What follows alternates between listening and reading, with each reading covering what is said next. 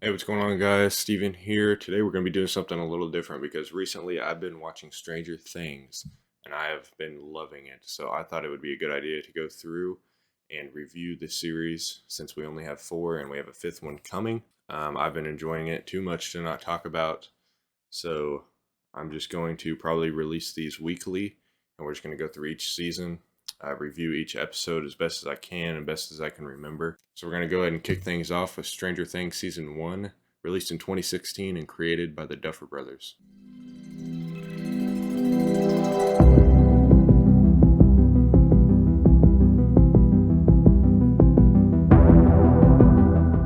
Starting off with episode 1, The Vanishing of Will Byers. So first off, if you guys have not watched Stranger Things, I very highly advise that you go and watch it before watching this review series. There's going to be a lot of spoilers. We're going to go through each episode and talk about it. So if you haven't seen it, do yourself a favor, go and watch it and then come back and watch this review. So we kick off this episode with a doctor or a lab rat running through the halls away from something. We don't see much, but we see him running through the lab and he's running from something. We don't know what it is, but it grabs your attention really well. And then we cut to the basement of Mike Wheeler's house where the main group of friends is playing Dungeons and Dragons. Those main group of friends are made up by Finn Wolfhard playing Mike Wheeler, Noah Schnapp playing Will Byers, Caleb McLaughlin playing Lucas, and Gaten Matrasso playing Dustin, which is my favorite kid so far. And they all play very well, kids. And it's set in the 80s. I believe this first season is set in 1984, if I'm not mistaken. 1983 or 1984. And I think they do a good job of playing 80s kids. So basically, like most series openers, we kind of use this first episode to meet all the characters. Like I said, we have all those kids that is kind of like the main group of the series and the main friend group that you follow along the entire time. Then we have Winona Ryder, which is, I would think, the main character of this first season at least, and she's the mother of Will Byers, the kid that does go missing, hence to the title. Winona Ryder does an amazing job playing a freaked out mother that just lost her kid and doesn't know where he is. We have David Harbour playing Jim Hopper as the sheriff of the town, which I thought he does an amazing job. He's another one of my favorite characters. We also meet Steve and Nancy, which is the couple, the popular couple of the school. And then we also meet Will's older brother, Jonathan, which is another one of my favorite characters. Most of these characters are my favorite because they all do a really good job, and I think they all do amazing. And before the end of the episode, we meet a little girl that is a runaway. She runs into this diner and meets the chef or the head chef of the diner. And he feeds her, talks to her, and then later we have what seems like security services or the FBI or some type of secret agency come in and actually kill the diner guy, which it took me off guard because I really liked him and I did not expect that at all. And then the little girl runs away. And I think that's when we find out her name is 11. I think she does eventually tell the guy that her name is 11, which is she's another main character played by Millie Bobby Brown. Does an amazing job, obviously. And she runs into the main gang of friends while they're out in the woods at night looking for Will. The whole town pretty much goes into a frenzy looking for Will. And at the end of this episode, 11 runs into the main group of friends, and that's where it ends off. So let's move on to Chapter 2, The Weirdo on Maple Street. Alright, so in this episode, we see Luke, Mike, and Dustin try to talk with 11 and find out where she came from, who she is, while Winona Ryder is still freaking out, trying to find her son, obviously. Hopper finally gets to her house, and they start searching. He's skeptical on the whole situation. He thinks he was probably just a runaway and stuff like that. The group of friends kind of agree that it'd probably be best if 11 stayed in Mike's basement. They could hide her better in there. So Mike and 11 become closer than the other friend groups. He's kind of like showing her around the house and showing her what things are because she doesn't know what basic things are. She doesn't speak like them. She doesn't know a lot of words. We also get kind of a sneak peek of where 11 came from in a flashback that she has of the institute that she was in and how she has telekinesis powers and how bad it was there for her and how they mistreated her if she didn't do what they said. For this first season, I would definitely give Winona Ryder the trophy for best acting. She does an amazing job at playing a super paranoid and scared mother looking for her son. And this episode kind of dives deeper into that. She kind of starts losing her mind and gets a little skeptical on where her son is. By the end of this episode, Nancy goes to a party with Steve, and she brings along her friend Barbara, which is kind of like a third wheel. She doesn't really like what Nancy's doing because her and Steve are getting more intimate, and that's not really how Nancy usually is. But at the end of the party that they go to, Nancy and Steve go upstairs, and Barbara goes outside by the pool, and this is like the first glimpse we see of one of the monsters, which is a Demogorgon that comes from the Upside Down, and it takes her, so now she is also missing. At the end of this episode, that's where it leaves off, Barbara being taken. At the beginning of chapter 3, Holly Jolly, we see what happens to Barbara. It shows her going into the Upside Down and being taken by this, what I'm assuming is a Demogorgon, from what we find out later in the series. That is our first really full glimpse of the Upside Down in this series. It's also the episode where Joyce, which is Winona Ryder's character, starts to believe that Will is trying to talk to her through lights. She starts buying all these lights and lamps, and whenever she talks to Will, the lights kind of beam up and get really bright. Nancy gets really concerned on where Barbara went to. She starts trying to investigate into what happened to her. She talks to Jonathan, and her friend group kind of finds out that he was spying on them during the party. He was taking pictures when he was looking for Will. He was just taking pictures of them at the party. But that also leads to a picture where you can kind of see the Demogorgon above Barbara, and that kind of leads them down a path. Hopper gets really suspicious of this lab that is kind of outside of town, and he goes in and investigates. He found a kind of drainage pipe outside of the lab, and he thinks that that's where Will ran off to, and maybe he's inside of that building. So they let him in, and they look at the security footage. It's really kind of sketchy footage. They skip around. They don't actually show the night that Will went missing because it was storming, and what they showed him was just a clear, regular night. And Hopper realizes that, and he knows that they're lying. So that sets him off into another investigation of what this building really is and who they are. Joyce also finds out that Will is definitely trying to talk to her through these lights. She's starting to see stuff through her walls, like the Demogorgons and stuff coming out of the Upside Down. So she buys all these Christmas lights, and she starts hanging them up on the wall and puts letters up so that she can talk to Will. Again, she does a super amazing job at playing this paranoid mother. Very good acting in this series all around. And this episode has a really crazy ending. They actually find a body that is in this huge pond that they think Will might have fell into and died. They find a body that is Will. It looks like Will. And they end this episode off with dragging Will's body out of the lake. And everyone thinks that it was just a huge mistake, that he fell into the quarry and died. Chapter 4, The Body, begins with, if I remember correctly, I think this is where 11 shows the friend group that she can talk to Will through the radio that they have, and they give her a makeover to go to the school because at the school they have a huge radio with their science teacher that they could probably talk to Will better through. This is also the episode where Nancy and Steve, I think, get into it. They're kind of on the outs, and Nancy kind of teams up with Steve, and they go kind of on an investigation because this is where they find out that the picture that Jonathan took at the party kind of shows a figure behind Barbara that isn't human. So they go on an investigation. Joyce and Hopper also go to the morgue to see the body of Will that they pulled out of the lake, and Joyce does not believe that it's actually her son. She believes that it's a fake, and we eventually find out that it is a fake. It's filled with stuffing.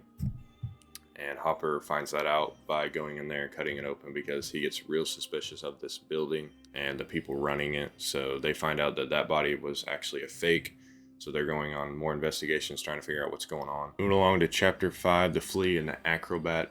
This is the episode where Hopper breaks into that building and actually finds the gate that leads to the Upside Down.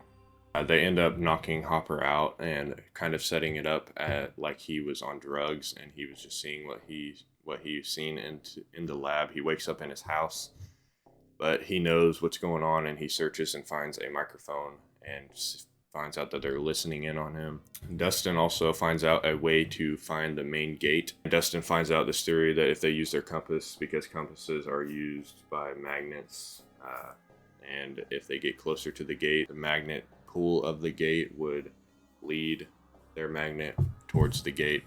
But 11 doesn't want them to go there. She kind of steers them away. She uses her telekinesis to move the compass and turn them around because she knows how dangerous it is. 11 has more flashbacks of her at the lab. It shows her being dunked into this water tank and going into, I don't even know what this place is, but it's like all black. It's like a void pretty much, where she can find people and see things. It shows flashbacks of them testing her and trying to make contact with the Demogorgons and the Upside Down. Moving on to chapter 6, The Monster. And before we go farther, I have to say that the score in Stranger Things is amazing. It has a very John Carpenter feel to it. I really like the score in this series. I think it's amazing. So in chapter 6, at the beginning, Nancy, it cuts straight to her in the Upside Down. She's still trying to escape.